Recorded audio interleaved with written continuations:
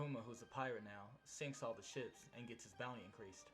While at sea, Kuma's looking for a cure for the stone sickness that Bonnie has. While searching and fending off bounty hunters, he reunites with the revolutionaries.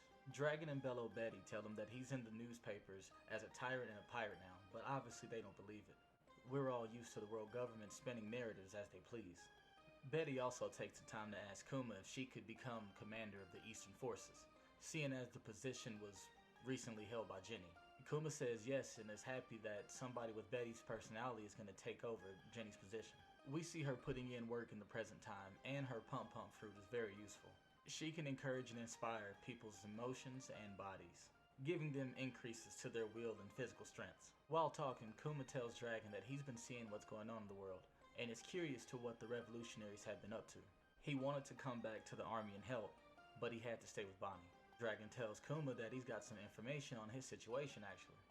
He tells us the Navy scientist Dr. Vegapunk is moving to a new lab. While he's moving, his security will be decreased, so maybe you could get in and talk to him.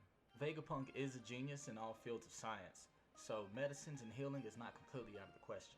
This is the ray of hope that Kuma needed, as he's been given his all, then some. After some words of encouragement from Dragon, we leave to head to Vegapunk's lab, but first we stop by Sorbet to pick up Bonnie. Kuma walks into the church and Bonnie's knocking out a castle guard while she's training. They're happy to see each other and she tells him that she's training hard to set sail with him. So we get on the way to Vegapunk's Laboratory 8. In the future, this is also the island known as Egghead. It's not the tropical island with palm trees that we see. Right now it is an icy winter island, like we were originally explained. When we get to him, Vegapunk and Kuma are both astonished at each other's physical appearances. Kuma is giant and Vegapunk's head is even taller than Kuma. While checking out Bonnie, Vegapunk tells him that they did good not letting the sickness spread, and that he can definitely cure Bonnie. While doing tests on Kuma, he finds out that Kuma's a buccaneer. Vegapunk tells Kuma that he's on the world government side, but Kuma still decides to trust him, per Dragon. Technically defying the world government, he still decides to help Kuma. Now, Vegapunk is interested in Kuma's build as he's been looking for someone to base his clones off of. He could do this in exchange for curing Bonnie.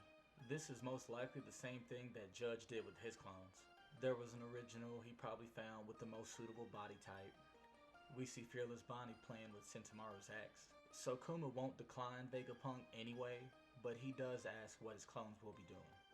To which Old Man Punk says they'll be helping the Marines suppress piracy, as well as protect the people themselves. We end this episode with Kuma and Vegapunk talking about the future, and Dragon.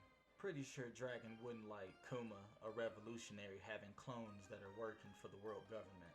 But as long as it's for Bonnie, Kuma is willing to pay any toll, of course.